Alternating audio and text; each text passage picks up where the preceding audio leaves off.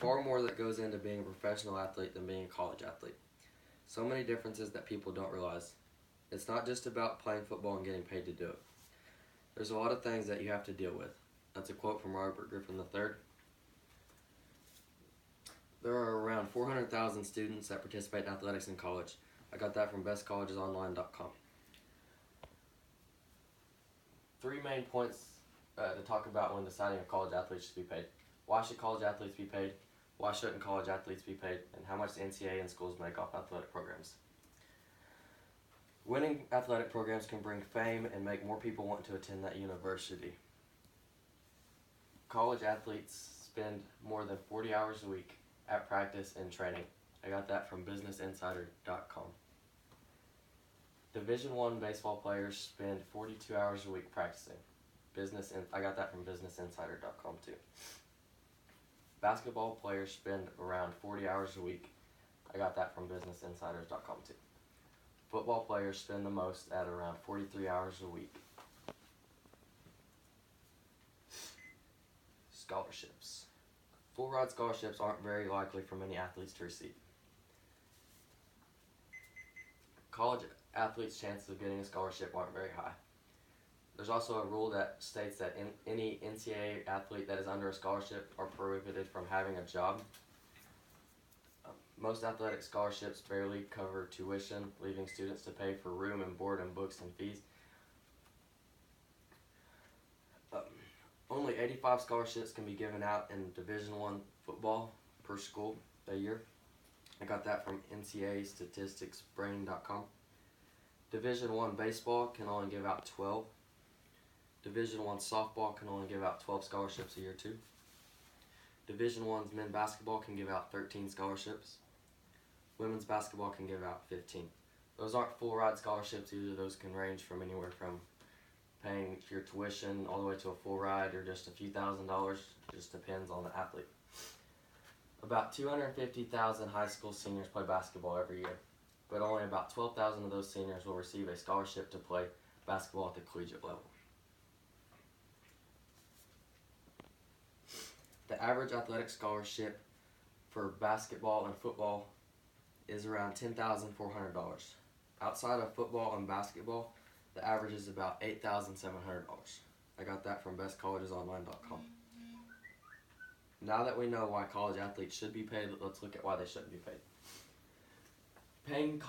Paying student athletes would kill recruiting. It would make the athletes want to go wherever they got the most money. College players getting paid would kill competition. The moment you start giving out money, even if it is a set amount, is the moment that college athletes cease to play for solely because they love the game. They're just playing to get money. Student athletes are students first, athletes second. As soon as you start paying athletes in any amount, whether it be just a small stipend or something like that, then that immediately changes their focus from school just to strictly focusing on athletics.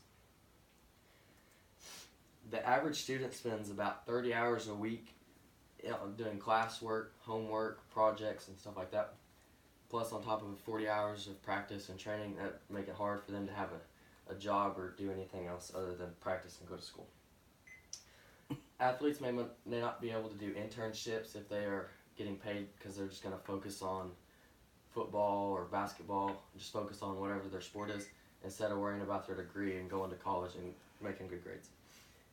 It could cause grades to drop because they're too focused on the sport that they're playing and making money. It could also cause graduation rates to drop because their grades are dropping because they're just focused on playing that sport. How much does the NCAA make? The NCAA brings in a total of $10.6 billion a year on college sports. The NCAA makes $5.6 billion just off ticket sales from football games each year. That doesn't include basketball or anything else. That's just strictly football games. The NCAA annual expense is only around $707.2 million. 47.9 million people attend college football games a year. The NCAA gives 53% of that money back to Division I schools.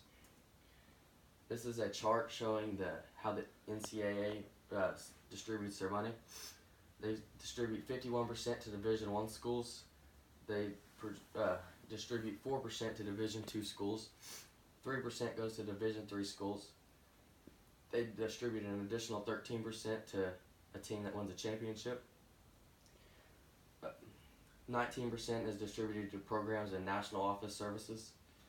4% is distributed to central services, building operations and salaries. 4% other services such as the eligibility center.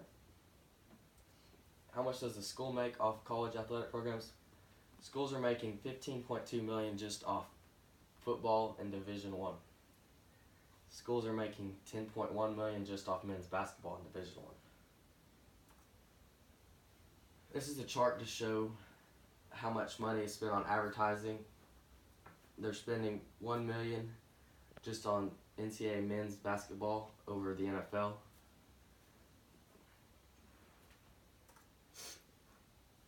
The most profitable college football teams, the top 3 most profitable schools are Texas. Texas makes a profit of $68,830,484.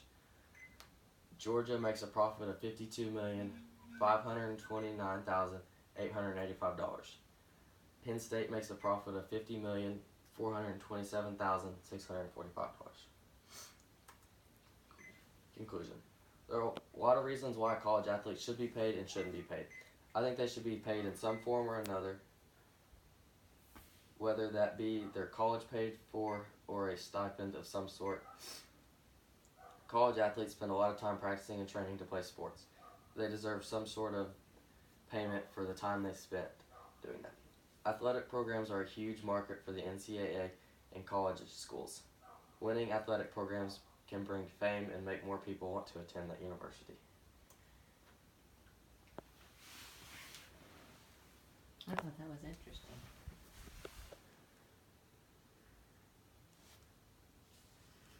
Don't you feel like saying bye?